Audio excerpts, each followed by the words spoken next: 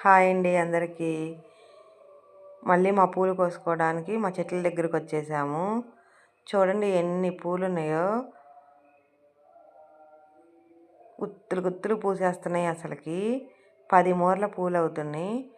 ఒక 2 గిన్నెలకైతే నేను కోసాను. ఒక్కొక్క చెట్టు దగ్గర నుంచుంటే ఒక్కొక్క కవరుడు అవుతున్నాయి అన్నమాట. 2 చెట్ల దగ్గర అయితే నిలబడి నేను కోసాను.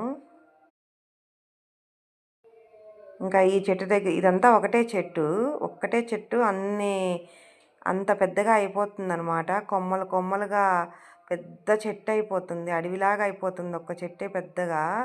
ఈ చెట్టు దగ్గర మా అమ్మ నిలబడింది నేను కోసేస్తాను అని. పొగడబంతి పూలు కూడా కోసాము. పొగడబంతి పూలు, కనకాంబరాలు కాంబినేషన్‌తో మాల కడితే చాలా అందంగా ఉంటుంది అసలకి. మనం కొనుక్కొచ్చిన మాల కూడా సరిపోదు. చూడండి ఒక కవరుడు 3 గిన్నెలైతే కోసాము. ఈ పూలన్నీ 4 చెట్లనమాట. ఏ చెట్టు దగ్గర నిలబడితే ఆ గిన్నె ఫిల్ అయిపోతుంది. మా గార్డెన్ ఒక లుక్కేయండి. ఈవినింగ్ కదా పూలన్నీ కోసాము, అందుకే మందారాలు లేవు. అదే మార్నింగ్ అయితే మందారాలు 5 రకాలు ఉన్నాయి, విరగబోస్తాయి. మా సపోటా చెట్టు మళ్ళీ కొత్తగా కాపొచ్చింది.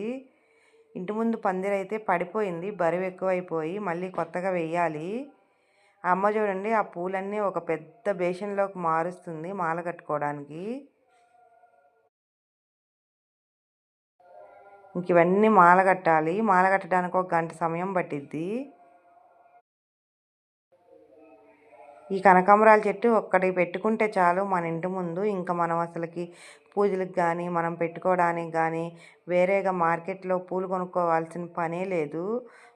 మనకి ఎక్కువైపోతాయి. చూస్తున్నారు కదా, కొయ్యలేక మనకి ఇసుగు రావాల్సిందే. పూయడానికి మాత్రం ఆ చెట్టుకి ఇసుగు రాదు, అన్ని పూలు వస్తాయి.